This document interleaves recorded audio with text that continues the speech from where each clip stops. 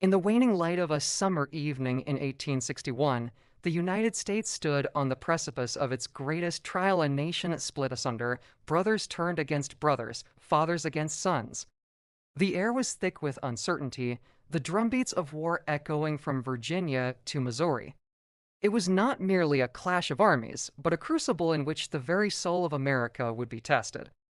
This was the American Civil War, an epic struggle that would define the destiny of a republic. As historian Shelby Foote once wrote in The Civil War, a narrative, the war made us and is. Before that, we were a collection of states. Afterwards, we became a nation, and it was through the valor, the sacrifice, and the unyielding spirit of those who fought that the dream of a united America would survive.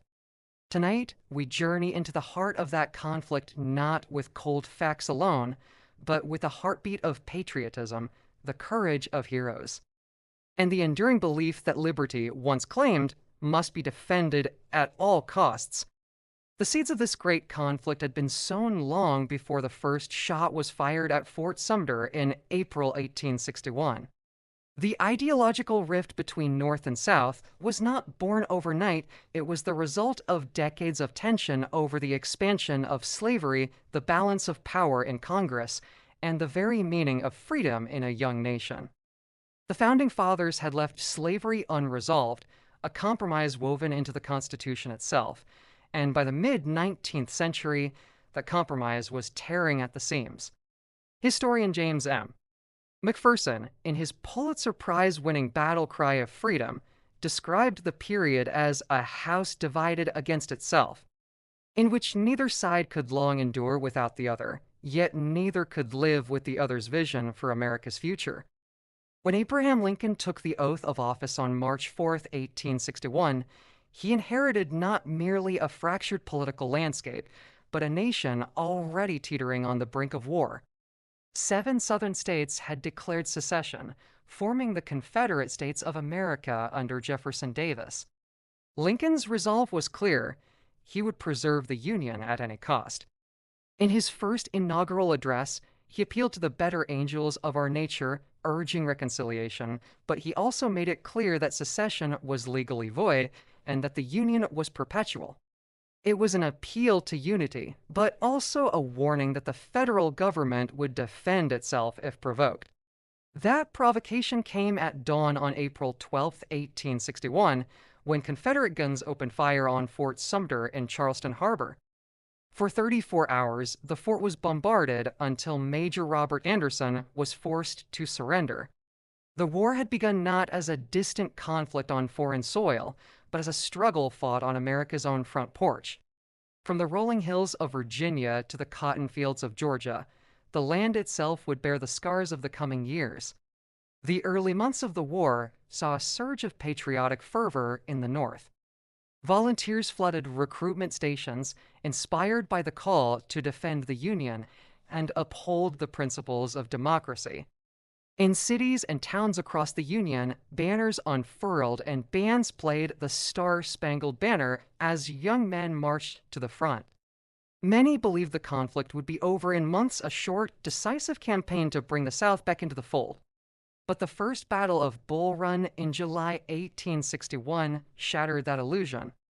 Union forces under Brigadier General Irvin McDowell were routed by the Confederates, proving that this war would be long, brutal, and costly. Despite early setbacks, the Union's determination only grew stronger. The war became not just a fight for territory, but a moral crusade. As McPherson noted, the war that began as a struggle for union would evolve into a war for freedom. Lincoln's Emancipation Proclamation, issued on January 1, 1863, transformed the conflict into a battle against the institution of slavery itself. While it did not immediately free all enslaved people, it redefined the purpose of the war and ensured that any peace settlement would abolish slavery in the reborn Union. Union soldiers fought with the conviction that they were defending not only the government, but the very ideals upon which it was founded. Letters from the front reveal a deep sense of purpose. In one such letter, Captain John Quincy Adams of the 7th New York Volunteers wrote to his wife, "If I fall, remember that I die not for conquest nor for power, but that this nation, under God, shall have a new birth of freedom." These words, echoed in countless homes across the North, reflected the shared belief that the sacrifices of the living could redeem the promise of the Founding Fathers. The battles that followed Shiloh, Antietam, Gettysburg, Vicksburg were fought with a ferocity that tested the limits of human endurance. Antietam, on September 17, 1862, remains the bloodiest single day in American history, with over 22,000 casualties. And yet, it was there that Lincoln found the momentum to issue the Emancipation Proclamation, framing the Union cause as both a military and a moral necessity. Gettysburg, fought from July 1st to 3rd, 1863, marked a turning point in the war. As historian Bruce Catton wrote in A Stillness at Appomattox, the Union's line held, and in holding, gave America back to itself. Lincoln's Gettysburg Address, delivered months later, distilled the meaning of the conflict into a mere 272 words, ending with the immortal pledge that government of the people, by the people, for the people, shall not perish from the earth. Even as the war dragged into its 4th year, the resilience of the Union Army never faltered. General Ulysses S. Grant's relentless campaigns in the West and his overland campaign in Virginia in 1864 demonstrated a strategic tenacity that mirrored the Union's will to endure. Grant understood that victory would come not from a single decisive battle, but from wearing down the Confederacy's ability to wage war. "I propose to fight it out on this line if it takes all summer," he declared, and his persistence eventually brought the war to the doorstep of Richmond. The final act came in April 1865 when Robert E. Lee's Army of Northern Virginia, exhausted and surrounded, surrendered to Grant at Appomattox Courthouse. There were no triumphant parades, no humiliations inflicted on the defeated. Grant's terms were generous, allowing Confederate soldiers to return home with their horses and dignity intact. It was a peace rooted in reconciliation, a gesture that Lincoln himself had championed. Tragically, just days later, the president who had steered the Union through its darkest hours was struck down by an assassin's bullet. The Civil War claimed more than 620,000 American lives, but from that crucible emerged a nation more united, more resolved to live up to its founding ideals. As McPherson concluded, the war left wounds that would take generations to heal, but it also ensured that the United States would endure as a single, indivisible nation. The heroism of those who fought on the battlefields, in the halls of government, and in the hearts of ordinary citizens ensured that the American experiment in liberty would not fail. This was not merely a war of blue against gray. It was a test of the very meaning of America, a test passed through courage, sacrifice, and the unwavering belief that freedom is worth any price.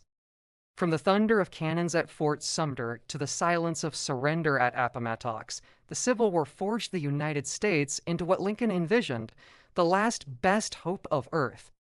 And in that hope, born of blood and brotherhood, the spirit of America lives on. In the months following the surrender at Appomattox, the war's echoes still reverberated across the land. Towns and cities mourned their fallen, families searched for loved ones who would never return, and soldiers, both Union and Confederate, walked home along dusty roads, forever changed by what they had seen. The Union's victory was absolute on the battlefield, but the true challenge lay ahead, binding the wounds of a nation and ensuring that the sacrifices made would not be in vain. As historian Doris Kearns Goodwin reflected in Team of Rivals, Lincoln's vision was not simply to defeat an enemy, but to achieve a peace that could endure, a union that could heal itself. This was the essence of patriotism, not just to fight for one's country in war, but to labor for its unity and peace. The Reconstruction era became a battlefield of its own, political, social, and moral. Union veterans who had faced the smoke and fire of combat now faced the equally daunting task of rebuilding the Republic. Many of them crippled or scarred, became living testaments to the price of freedom. Communities honored their service with parades, speeches, and memorials, yet even these public gestures could not erase the private grief of so many. The wives who had waited by candlelight, the mothers who had prayed each night for a son's safe return, the children who would grow up without fathers all bore silent witness to the cost of preserving the Union. In the North, there was pride, yes, but also humility. No victory was complete without acknowledging the immense human toll. Historian Bruce Catton wrote that the war was the most American of all America's wars, for it was fought entirely among ourselves. And because it was fought for an idea, it left behind a legacy of belief in the endurance of that idea. The veterans' reunions that began decades later, where former enemies clasped hands across old lines, were proof that the ideals of reconciliation could take root even in the soil of former battlefields. One cannot tell the story of the Civil War without honoring the quiet heroism of those off the battlefield. Women served as nurses, spies, and organizers of aid societies. Clara Barton, the angel of the battlefield, braved musket fire to bring comfort and supplies to the wounded, later founding the American Red Cross. African American men, once enslaved, now took up arms for their own liberation in regiments like the famed 54th Massachusetts, whose courage at Fort Wagner became a symbol of the war's higher purpose. Sergeant William H. Kearny, who seized and carried the Union flag during that battle despite grievous wounds, later said, "Boys, the old flag never touched the ground," a line that captures both the literal and symbolic weight of the Union cause. The war's military legacy was equally transformative. It propelled America into the modern age of warfare, introducing ironclad ships, rail-based troop movements, and the telegraph for instant communication. It also gave the nation a new generation of leaders: Grant, Sherman, Sheridan, whose strategies would be studied for generations. Grant's determination, Sherman's bold march to the sea, and the disciplined bravery of the common soldier became part of America's military ethos. That victory comes not from the absence of hardship, but from enduring it with steadfast resolve. As decades passed, the memory of the Civil War became woven into America's national identity. Monuments rose in town squares, battlefields were preserved as hallowed ground, and stories were passed from generation to generation. In cemeteries like Arlington, rows upon rows of white headstones testified to the sacrifice of those who had fallen. Memorial Day itself, first known as Decoration Day, was born from the desire to honor their memory, a day to pause and remember that freedom is neither free nor easily kept. Yet, perhaps the greatest testament to the war's legacy was not in stone or ceremony, but in the everyday life of a reunited nation. The United States, scarred but unbroken, emerged from the conflict stronger in its commitment to the principles of liberty and equality. In Lincoln's immortal words, spoken at the height of war, but still resonant in peace, the task remained to bind up the nation's wounds, to do all which may achieve and cherish a just and lasting peace among ourselves and with all nations. So let the stories of Gettysburg, Antietam, Shiloh, and Appomattox be more than pages in a history book. Let them be living reminders of the resilience, the sacrifice, and the unyielding spirit that shaped the United States of America. For in the thunder of their guns and the silence of their graves lies the proof of a truth that has guided this nation since its birth, that freedom, though costly, is always worth the fight. And as long as the stars and stripes wave over a free people, the legacy of the Civil War's patriots known and unknown will endure, not merely as a memory, but as a living pledge to future generations. This is the America they fought for, the America they preserved, and the America we must always strive to honor.